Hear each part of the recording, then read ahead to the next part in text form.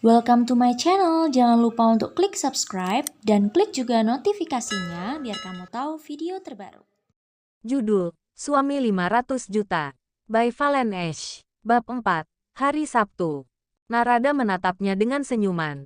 Ia sudah tahu jika sahabatnya ini memang sangat berharap ia datang ke rumahnya. Bukan tanpa alasan, Larry memang sangat mencintai Vero, pacar kesayangannya.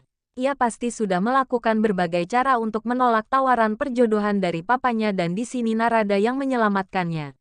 Walaupun dalam hati, Narada cukup gelisah untuk keputusan besar yang ia ambil saat ini. Senang banget, Ler, tanyanya masih berdiri di depan pintu. Kamu memang sahabat terbaik. Ayo masuk. Larry langsung menarik tangan sahabatnya itu untuk masuk ke dalam rumahnya. Narada melihat isi rumah Larry yang sudah banyak berubah. Ia cukup heran melihat rumahnya sedikit berantakan karena banyak pakaian yang masih ada di dalam plastik berserakan di banyak tempat. Seperti ruang tamu, ruang keluarga dan sofa di depan televisi. Ler, kenapa banyak baju berserakan? Kamu mau persiapan buka toko? Tanya Narada yang matanya masih berkeliling melihat setiap ruangan yang dilewati sebelum akhirnya ia dan Larry berhenti di sofa yang ada di depan televisi lalu duduk di sana. Mereka mulai duduk dan saling berhadapan di sofa. Enggak kok, Papa dan Mamaku menyiapkan ini semua buat kamu kalau kamu jadi ke sini. Tapi kalau enggak jadi, ya, ini semua buat aku. Wajah Narada memperlihatkan ekspresi berpikir. Ia bingung apa yang sebenarnya akan terjadi hingga semua pakaian yang berserakan ini akan menjadi miliknya. Ia mulai mengaitkan segala sesuatu yang mungkin bisa saja terjadi hari ini. Untuk mengobati rasa penasarannya, Narada mencoba mengungkapkan isi di dalam pikirannya. Tunggu, sebenarnya ada apa? Ler, kok aku jadi dapat banyak baju? Narada menunggu penjelasan nyata dari sahabatnya yang sepertinya penuh kelegaan semenjak dirinya datang ke rumahnya. Ya, sebenarnya nggak semua sih. Cuma, nanti kamu pilih aja salah satu yang cocok buat dipakai waktu pesta peluncuran produk terbarunya anak teman Papa. Kamu akan ketemu sama dia nanti malam. Penjelasan dari Larry membuat Narada terkesiap. Keningnya berkerut dengan sempurna. Belum selesai rasa gelisah itu menyelimutinya saat ini. Tiba-tiba saja pertemuan itu didesain lebih cepat tanpa perkiraannya sama sekali. Nanti malam, Ler, wajah Narada berubah menjadi pusat pasi. Ia merasa tidak siap untuk saat ini. Ingin mundur tapi uang 500 juta itu terus membayanginya. Namun, jika tidak mundur maka dia akan menerima segala konsekuensinya. Kenapa kamu kaget gitu? Kemarin kan aku udah bilang Sabtu pagi kalau kamu nggak datang. Aku yang bakal diajuin sama Papa Sabtu malamnya. Pungkas Larry sambil melihat ekspresi wajah sahabatnya yang menunjukkan ketakutan yang sangat nyata. Oh iya, aku lupa. Aku nggak ngangka akan secepat ini. Narada menghembuskan nafas berat. Tiba-tiba dia mengingat sesuatu. Nah, aku mau tanya beberapa hal sebelum aku lupa lagi. Narada tiba-tiba mengingat pikirannya beberapa hari yang lalu. Mau tanya apa? Dia udah tua apa masih muda? Namanya siapa? Kamu kenal kok. Aku nggak mau jawab karena aku takut kamu akan berubah pikiran.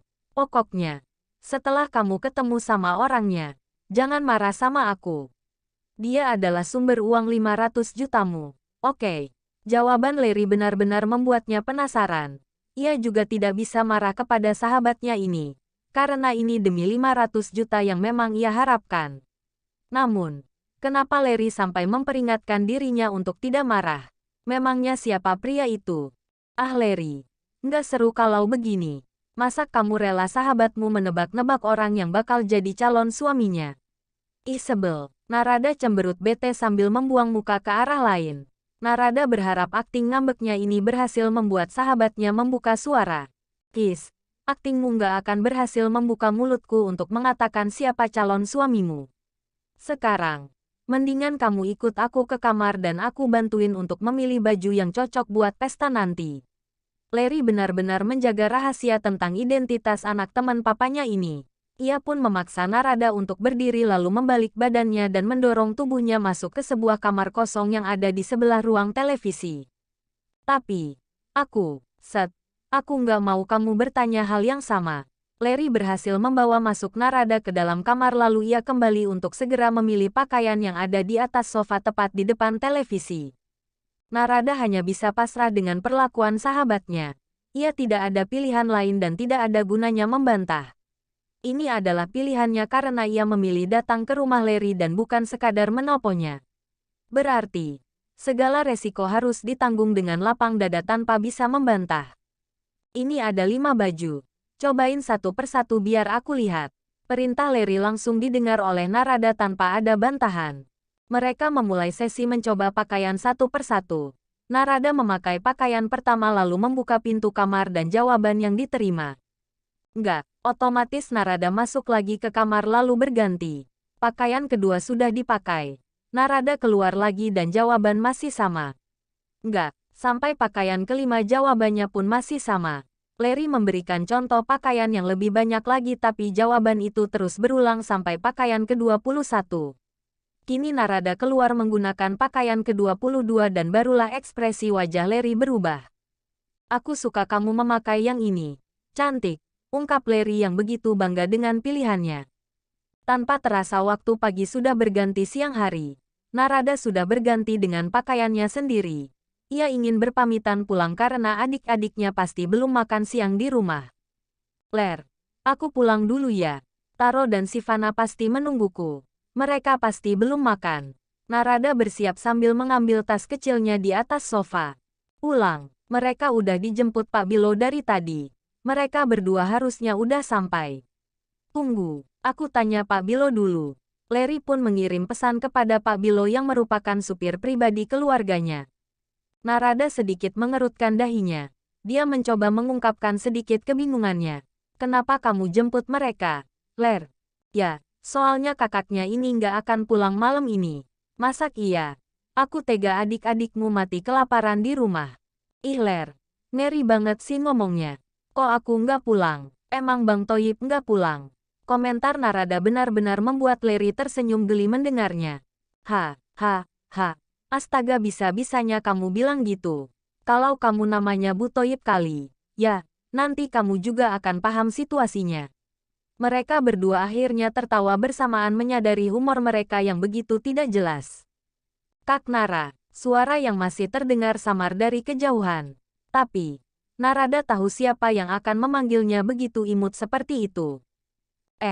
Sayang, ketika Narada berbalik badan, tubuh mungil Sivana berlari meninggalkan kakaknya Taro yang masih berdiri membawa satu tas ransel berwarna hitam kemudian menghampiri Narada yang masih berada di tempatnya. Tanpa berbasa-basi Sivana langsung meminta Narada untuk menggendongnya. Melihat keberadaan Narada Taro pun mulai mendekat ke arah Narada seperti ada beberapa hal yang mengganjal di benaknya. Kak, boleh aku bertanya? Narada melirik sebentar ke arah Larry lalu kembali menatap wajah adik lakinya dengan tatapan penuh dengan tanda tanya. Boleh. Ada apa Taro? Kenapa kakak nggak cerita kalau kakak mau menikah? Apa kakak berniat meninggalkan kami? Mata Taro berkaca-kaca. Dia mencoba menahan air matanya untuk tidak menetes. Pertanyaan itu seperti tamparan keras untuk Narada. Ia melupakan adik laki-lakinya yang harusnya tahu kabar ini lebih dulu dari semua orang. Ia sadar. Harusnya ia meminta saran adik laki-lakinya ini walaupun ia masih kelas 5 sekolah dasar. Narada mulai merasa bersalah. Ia memberikan Sivana kepada Larry. Kemudian, perlahan kakinya turun bersujud di depan Taro. Menatapnya dengan dalam mencoba mengerti apa yang dirasakannya